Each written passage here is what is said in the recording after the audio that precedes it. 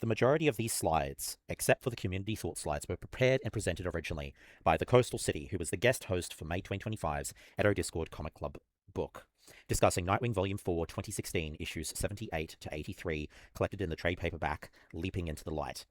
Joshi will be rereading a modified version of Coastal's original script with additional thoughts and context added in. This recording is to act as a historical record for those who were unable to attend live on the night, so I can assure you the live original presentation was far superior and more engaging. Content warnings, non-fatal animal violence, and schoolyard bullying. Next slide. So firstly, who is Nightwing? Many of us know who he is, so I'll only touch a little bit on his history.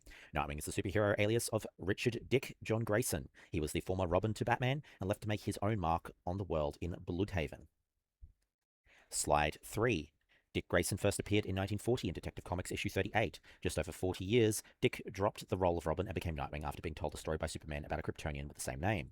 Other key moments of Dick Grayson's time was his time as Batman in 1994 and 2008, temporarily. He was caught up in the mess of the New 52 and Rebirth reboots to the DC Universe, and here we are at the start of this comic by Tom Taylor and Bruno Redondo in 2021. Slide 4. Nightwing's popularity has grown since his introduction with storylines with prominent characters like Starfire and being a member of the Titans and Teen Titans groups. The Nightwing run started off as a one-shot, then a mini-series with Nightwing Volume 2 starting in 1996, continued for over 153 issues, annuals, and specials. Slide 5. We have touched on Tom Taylor in previous comic book clubs, but for those who don't know, Tom Taylor is an award-winning Australian writer for DC Comics. He is known for his works in the Injustice game tie-in comic, Deceased, and has expanded many different characters with some of the most iconic characters, including most recently his work on the Detective Comics book. Fun fact, Tom often travels to cons and PAX Australia, where Coastal saw him in Melbourne and didn't realise who he was until he had gone. Coastal would have told him how great of a writer he is and thanked him for the stories he has told. Coastal also added a quote that really shows the love of Nightwing that Tom has. Slide 6. Teaming up with Tom is the phenomenal artist Bruno Redondo. Much like Tom, Bruno is an award-winning artist for DC Comics. He has worked on several projects like Injustice, the Justice League, and Suicide Squad. Bruno is well known for his dynamic composition with clean line works, vibrant colors, his ability to create detailed environments, and his ability to show motion with the characters he draws. Next slide. This month, we are looking at Nightwing Leaping into the Light, Volume 1, which covers issues 78 to 83. Next slide. Before we get into it, I want to have a look at the cover art of the issues that are created by Bruno Redondo. We can see Redondo's talents really shine with these pieces. His work showcases an authentic design to the characters, traditional, yet Redondo's work has his own style that stands out. You can also see that he is a fan of DC as he makes references to the Batman TV show in 1966 with the cover of Dick Grayson Evolution that was literally filmed with the camera tilted to create the illusion in the original 60s show. You can see this replicated with Alfred holding Robin's cape to look like it's hanging as if that was the case. Are there any favorites that people have out of this collection? Let's look at the variant covers next. Next slide. Oh my! Next slide. Sorry for that, folks. Next slide. These are the selection of variant covers for Nightwing issue 78 to 83, also with the included third print edition by Redondo himself, which is the first cover design shown, and literally underneath the Pride edition by Travis Moore. We can see works from Jamal Campbell, Max Dunbar, Raphael Grassetti, and many more. Next slide. Previously in the 2016 Nightwing, before the issues we're covering tonight. Next slide. Nightwing is shot in the head by supervillain KG Beast, created by writer Jim Starlin and Jim Aparo. Though Grayson obviously survived, he did have a case of amnesia. Next slide. Recap of Nightwing 2016 issue 78. Before we get into the present day story, we are treated to a flashback. No superhero The Flash here though, with Nightwing narrating a moment in his childhood. At this moment, we are in Gotham Heights Park, where a fight starts with Shelton Lyle and his friends. A red-headed girl runs into the defense of the victim. Dick later enters the fight with his heroic stance. Shelton then turns his sight onto Dick, and a fight between them commences with the red-haired girl jumping in as well. The Gotham police arrive, and we find out that the red-haired girl is none other than, dun dun dun, Barbara Gordon. Shelton is taken by the police, and Nightwing is dropped off to the manor with Alfred. We get a lovely exchange with a respectful Dick and supportive Alfred. Next slide, Alfred. For anyone who may not know, Alfred Thaddeus Crane Pennyworth, formerly known as just Alfred, and then Alfred Beagle, is the legal guardian of Bruce Wayne and butler, among many other roles. Alfred first appeared in Batman issue 16 in April 1944, and was created by various writers throughout the time of his evolution. He is popular with readers as he is level-headed and a moral compass of not only Bruce Wayne, but the rest of the people around him. Alfred has an important role in the Bat family and is often shown alongside both Bruce Wayne and Batman. I have chosen I, being Coastal, have chosen some of my favourite Alfreds for this slide, with Sean Pertwee as Alfred in the TV series Gotham, Alistair Duncan in animated series The Batman, Coastal's personal favourite Michael Caine in the Dark Knight trilogy, directed by Christopher Nolan. Coastal also added Tom Hollander's version of Alfred in the hit show Harley Quinn. Currently, Alfred is dead in the comic book series, having been killed by Bane. As an extra Joshy note, Joshy's favourite version of Alfred in expanded media is the late Ian Abercrombie's portrayal of Alfred in the short-lived early 2000s Birds of Prey TV series. Ian Abercrombie might also be remembered as Professor Crumbs in Wizards of Waverly Place, Ganthet of Oa in the 2010s Green Lantern animated series, one of Elaine's bosses in Seinfeld, and as the main voice of Palpatine and Darth Sidious in the Star Wars The Clone Wars animated series. Next slide, Barbara. We previously touched on Barbara Gordon, aka Batgirl, in previous comic book clubs, so I will keep this one light. Barbara Gordon, Commissioner Gordon's daughter, and the second Batgirl, who, following the Joker shooting her through the spine, operated from a wheelchair as Oracle, with a pivotal supporting role for the Bat family, the Birds of Prey, and at times even the Justice League. Barbara as Oracle had an important role in providing rare representation for the disabled community to see themselves in comic books. Following the 2011 U-52 universe reboot, an operation combined with futuristic back-supporting spine technology has granted Barbara Gordon full use of her legs again, allowing her to return to be one of the 3 active Batgirls alongside Stephanie Brown and Cassandra Cain, though Barbara has the most death-supporting role of the 3, still carrying out many of the duties she had as Oracle. Batgirl has been adapted in various expanded media, including in 1967, Yvonne Craig playing Batgirl in the Adam West Batman TV series. Dina Meyer played Oracle in the 2002 Birds of Prey TV series, with flashbacks to Dina Meyer in the Batgirl suit. A few years prior to that in flashbacks of the show, and Savannah Welch portrayed Barbara Gordon in the 2018 Titans live-action TV series. Batgirl was featured in a DLC of Batman Arkham Knight, voiced by Ashley Greene. Rosario Dawson voiced Batgirl in the Lego Batman movie, was voiced by Melissa Gilbert in Bruce Timm's Batman the Animated Series, Mary Kay Bergman in Batman and Mr. Freeze Sub-Zero, and Tara Strong has voiced Batgirl in numerous projects, including Bruce Timm's sequel series, The New Batman Adventures, and the cartoon Superhero Girls. A version of Batgirl is featured in Batman and Robin, portrayed by Alicia Silverstone, known for her role in Clueless, retconned to be the niece of Alfred in that particular continuity. Next slide, issue 78 continued. We open up the series to a group assaulting a dog who is missing a leg on the streets of Bloodhaven. Nightwing swings in and saves the dog. We also cut to a moment where we see Blockbuster and the influence he has over Bloodhaven and its officials. After 6 stitches and a visit to the vet, Nightwing takes the unnamed dog back to his apartment and notices that someone is already there. We find out that the person is none other than Barbara Gordon, who delivers a note to Nightwing from the recently deceased Alfred. Nightwing is left with a substantial amount of money as a result. Thoughts. Joshy's thoughts. Does a good job of establishing Dick Babs and the importance of Alfred, who a lot of people might initially dismiss as just a butler. Showing him encouraged Dick's civilian side being able to make a change and being proud enough for Alfred to call Dick his son. Also reintroduces Roland Desmond, aka the second and main Blockbuster, brother of the first Blockbuster, Mark. Roland Desmond underwent experimental treatment in a Starman issue, but is primarily known as a Nightwing villain running Bloodhaven crime during the Chuck Dixon era of Nightwing. Desmond developed albinism and a heart defect as a side effect of his initial transformation. He received a heart transplant in Gorilla City before Nightwing lets Tarantula kill him in 2004. Blockbuster was permanently resurrected following the DC Rebirth relaunch of the universe with this issue. Also touches on previous lore of Nightwing living in apartment 3A and 3B of 1013 Parkthorne Avenue, starting with Nightwing Volume 2, Issue 2, before buying the whole brownstone to keep it from being demolished in Issue 21. It was eventually blown up by KG Beast with a Predator drone, who had been hired by Blockbuster to kill Dick Grayson. Following the unknotting of the timeline after the events of Dark Knight's Death Metal, the building is undestroyed, and Nightwing is once again established as the owner of the building in this issue. It's interesting that while the building largely looks similar, there's now a fire escape on the left-hand side of the building that faces the street, and none of the windows have outward opening glass anymore. For a full comparison, look at my overall thoughts, Joshy's overall thoughts slide later on. Also interesting to see new seeds be planted, like the 3-legged fur baby, new character Melinda Zuko, promoted from council president to mayor in a crushing victory, though people aware of Nightwing's origin know that a guy called Zuko was the one responsible for the death of Dick's parents, and Melinda's bodyguard, knowing that Dick Grayson is back in town. Jade's thoughts. By the end of the issue, I was emotionally invested, probably around the time that Babs showed up, and Dick is upside down, so well done, team. I'm surprised Dick can use his hand after rescuing the dog and getting bitten, since I've seen that type of injury in that exact area IRL. Also, my brain keeps thinking Blockbuster was Marvel's Kingpin, but with glorious hair. Dolphin's thoughts. Origin of Dolphin's favorite character, Batwing. Dolphin loves the relationship between Babs and Dick, his favorite representation of the characters. Issue 79 of Nightwing 2016. We continue the story with Dick, Barbara, and a well-fed sleeping dog as Dick and Barbara head out for a chat. Whilst on this walk, a displaced father and son approach the two for some money. With his newly found fortune, this gives Dick an idea to feed disadvantaged people in the area by buying up a whole heap of pizza. Nightwing realizes his wallet is missing, which creates a fun dialogue with the Bat Family group chat. Later on, we are introduced to a mysterious figure that attacks the father we saw earlier. Nightwing tracks down the kids that stole his wallet and discovers a tent city full of people. Thoughts for the issue? Jed's thoughts? Dick may be a trained superhero, but he really displays his naivete here. Dolphin's thoughts. Dolphin loves the Bat Family a lot, more than actual Batman, and I blame this run for making me fall in love with him. Dick having his wallet stolen, and his first reaction being, "Don't tell Batman," is perfect. Joshy's thoughts. Interesting seeing Salvador Maroni in Bloodhaven, who is a Batman mobster that's been around since 1942, introduced in Detective Comics issue 66, a co-creation of Bill Finger and Bob Kane's. Also, having read the whole Tom Taylor run, interesting to see the planting of the seed of Bloodhaven being a whaling town, with the Kraken statue and how that'll pay off down the line.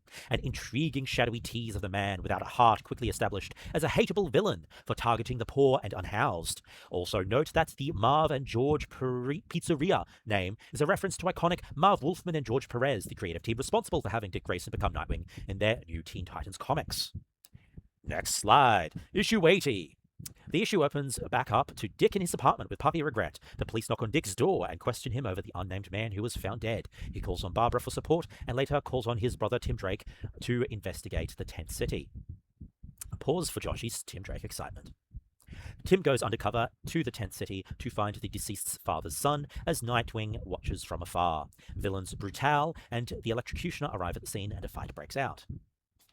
So, general thoughts to share. Jed's thoughts? Hello, favorite issue in this volume. I'm really enjoying these character interactions, and juxtaposing a relatively benign conversation with gymnastics across the city at sunset was just such a fun way to deal with the dialogue. Also, I'm worried that Tim must surely endure rope burn or risk plummeting to his death, although I saw him using a gun-like device in at least one panel. Dolphin's thoughts. Oh no, here goes Dolphin repeating himself. But how good is the dialogue between Nightwing and Robin? Dolphin just loves this representation of the Bat Fam. Joshy's issue 80 slide.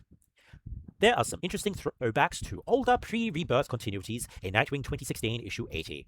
Grayson being a lawyer is a reference to the pre-1985 alternate dimension versions of Dick Grayson on Earth 2, who upon growing up was a lawyer at Cranston, Grayson & Wayne, a consumer research firm, joined by Bruce Wayne and Selina Kyle's daughter, Helena Wayne, aka the Huntress. This version of Dick was killed in 1985's universe rebooting Crisis of Infinite Earths event, so it's an interesting aspect for Tom Taylor to make a callback reference to, especially considering I don't believe it's ever a major part of Taylor's run besides this throwaway line. The Earth 2 version of Huntress, Helena Wayne, was a loose inspiration for the central character in the early 2000s Birds of Prey TV show. They also make reference to Grayson having been a cop, which is drawing upon 1999's Nightwing issue 31, when Dick Grayson decided to become a police officer. After years of working outside the system, he wanted to try his hand at being a legitimate agent of the law. This lasted roughly 50 issues before in 2003's Nightwing issue 83, Dick was forced to resign when one of his supervisors learned about his double life as Nightwing.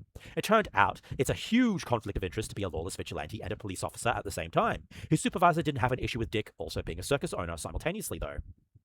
I also love the Adam West Batman 66 homage on one of the mugs with the famous scene from the sequel movie where Batman can't dispose of a bomb because of a raft of ducks, a bizarre number of marching band members, and a baby in a pram.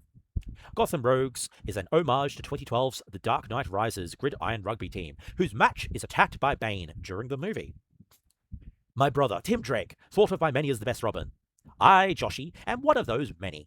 Tim Drake and Dick Grayson riding atop the Bloodhaven train together is a direct homage to my all-time favourite Nightwing issue and my all-time favourite Tim Drake issue, Nightwing Volume 2, Issue 25, an entire issue where Dick and Tim ride atop the Bloodhaven train, blindfolded as a training exercise for Tim, while catching up like brothers. Probably my favourite homage in this whole run, and a sign of impeccable taste by Taylor.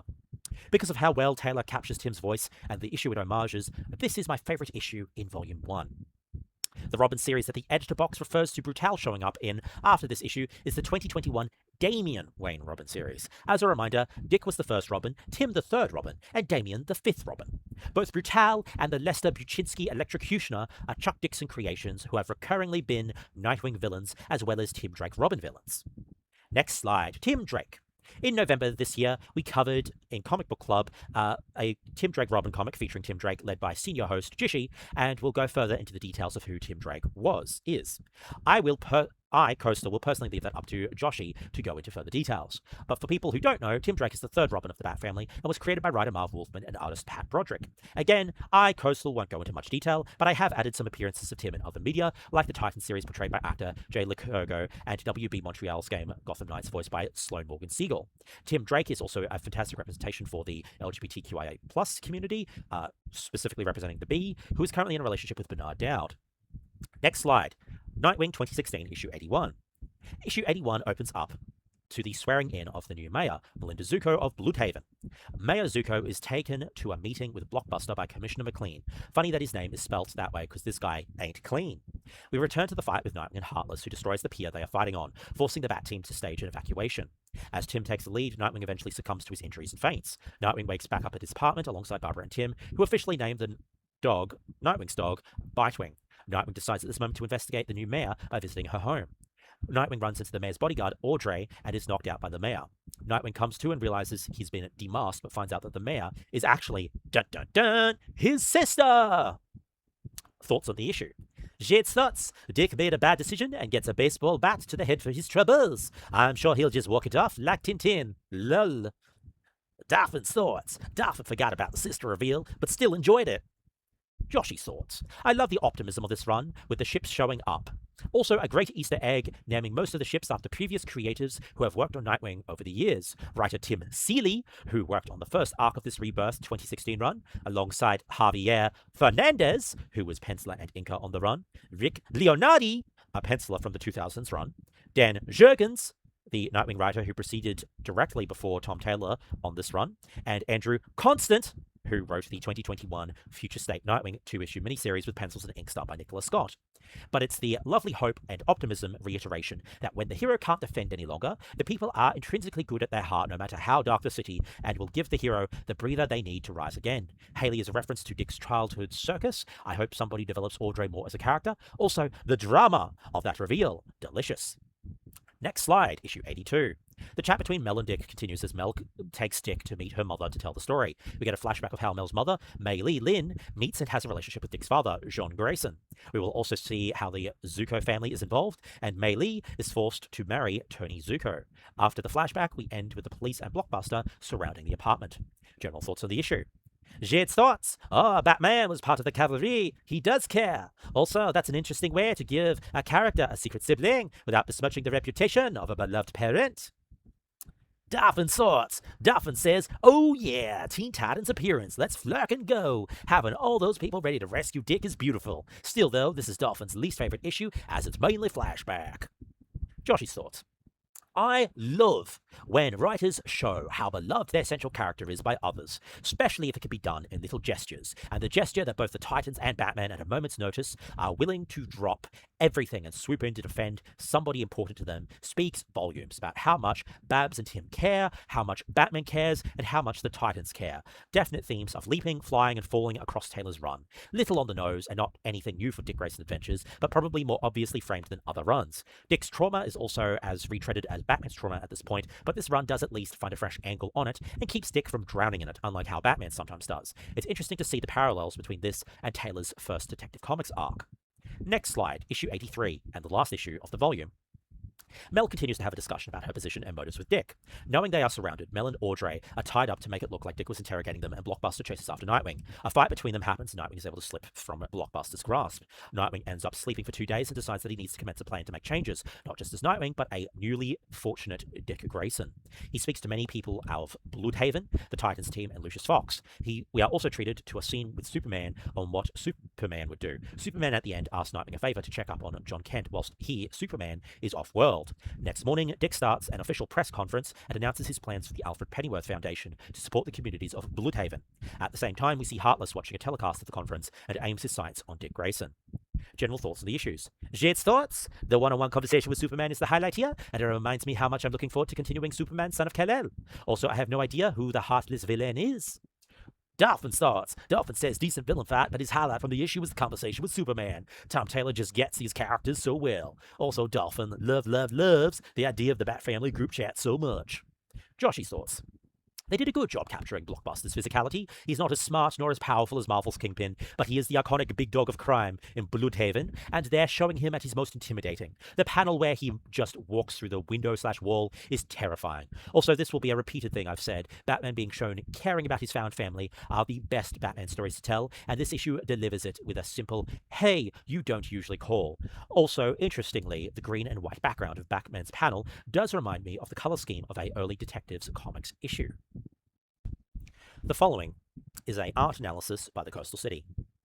I wanted to touch on Bruno's style quickly, as he is not only an influential artist myself, but I believe his work is so important to the storytelling on this series. These are all my opinions, and I am totally happy for people to share their opinions. Bruno's style is the modern take of the traditional comic book style, but amped up to 100. His abilities to create variety in his subjects makes him a standout, yet they still look like who they are, and that just shows that Bruno is a master of his craft. What is obviously a flat surface medium, Bruno's illustrations allows for depth to be created in the pieces with the perfect balance of detail. It is not too much, it's not enough, it's just right, and that in my opinion is not an easy thing to do. It shows that Bruno is able to refine his work to a standard that is palatable to many. Moving on to general thoughts, overall thoughts. Jade. Jade's favourite secondary Nightwing character. Surprisingly, Tim. He wasn't on page as much as some of the others, but in that time, Jade got to compare and contrast him to Dick and actually see him as a person rather than yet another Robin. Jade's favourite issue. Jade usually has a hard time picking a favourite issue, the perils of reading the trade paperback, but issue 80, if Jade's counted correctly, she believes it's part 3, was the standout for Jade. Dick bantering against Babs and Tim was a lot of fun. Jade's favourite panel was hard. The artwork was gorgeous throughout, so Jade has a tie. Upside down Dick is just too funny, and the chat with Superman was a surprisingly human moment. Jade's overall thoughts. This was such a good pick for me for a comic book club. The art was lovely and easier to understand. The dynamic panels kept it visually interesting. The dialogue, especially the banter, was delightful. To be honest, I was worried that this would be an excuse to look at Dick's spandexed butt. And just that. Instead, I enjoyed this enough that I'm going to hit up the local comic book store for the next volume. Thank you. Joshy's thoughts. That Adam West Batman homage across the eras is indeed a cover for issue 79, a second printing variant by Bruno Redondo, just for everybody's notes. As Jade and Dolphin have taken the Adam West homage cover as their favourite, I'll say my favourite comic cover is the DC Pride variant cover by Travis Moore for issue 81. At a time when Nightwing desperately needed a return to basics after the low point that was the Rick Grayson era, Taylor and Redondo's Leaping into the Light was a breath of fresh air, return to basics that Dick Grayson's Nightwing needed. There's a reason this book, along with DC Pride 2022, are the books I recommend to most first-time comic readers unsure where to start reading comics. It takes all the elements that made Dixon's Nightwing run of the late 90s, early 2000s so popular, while blending in some new elements and blending in a brighter viewpoint, both in the artwork, which is lighter and crisper, but also in the optimistic take on Nightwing as an upbeat hero who is a competent hero, leader, and mentor, but also unafraid to lean on those around him who love him. So this run rewards both newcomers to comics and comic veterans. This volume also highlights two of my favourite things in DC Comics: the brotherly love between Dick and Tim, and showing Batman loving for his found family. I also love how healthy the relationship between Barbara and Dick is. No manufactured drama for drama's sake, no miscommunications that could have been easily resolved. My favourite secondary character, Tim Drake. There was never going to be another answer. Amaglitter's thoughts. I am a huge DC noob, and knew almost nothing about Nightwing going into this book, so I appreciated how accessible this comic was as a jumping-off point. It's a very smart move on Tom Taylor's part that you are immediately endeared to Dick by seeing him beat up some particularly nasty bullies as a teen, and then rescue a poor innocent dog as an adult. Taylor also nicely fills in the broad strokes of Dick's backstory, and helpfully situates him in the wider DC universe. What I enjoyed most about this book was the Bruno Redondo and Co.'s artwork. It's one of those books where I'd be hard-pressed to pick a favorite panel or page. The two-page spread with a top-down view of Dick's apartment and a cross-section of his apartment elevator, the bit where Dick jumps off a rooftop to go beat up the guards who get pickpocketed, and we're treated to a whole sequence of drawings that tracks Dick's motions down to the ground. I could go on. It's absolutely stellar work. If I had a tiny nitpick, I don't know if I liked all the plot twists with Melinda Zuko, secretly being Dick's sister and also secretly being a double agent hoping to work against Blockbuster. In my opinion, it would have worked better if it was one or the other, not both. Overall rating, 4 obligatory fan service shirtless scenes out of 5. Favorite secondary character, Barbara Gordon. She's the MVP of the book. Dolphin Slide. I've read this before and I'm unwell, so I won't be very poetic with this one. Dolphin Pants believes this is the peak of Nightwing, the perfect comic to read as both an intro and a huge fan of Nightwing. Dolphin reads this during his comic reading phase of lockdown. Bring back lockdown so Dolphin has time to read comics again. Favorite cover. So many great covers to pick from, but Dolphin had to give variant to the variant from issue 79, as it's just full of nostalgia. Favorite panels from issue 78, because it's just a relatable reaction to the best character in the run. Second Nightwing character favorite secondary Nightwing character, Dolphin picks Bitewing. Next slide. And that is the end of this comic book club for Nightwing Into the Light Volume 1. Here is the timeline for the rest of the year of 2025, with Superman Son of Kal-El Volume 2 and iZombie's first trade paperback in upcoming months. Next slide. June 18th is the next comic book club presented by Jishi, which covers Superman Son of Kal-El issues 7 to 10 and Nightwing 2016 issue 89. Next slide. End of presentation.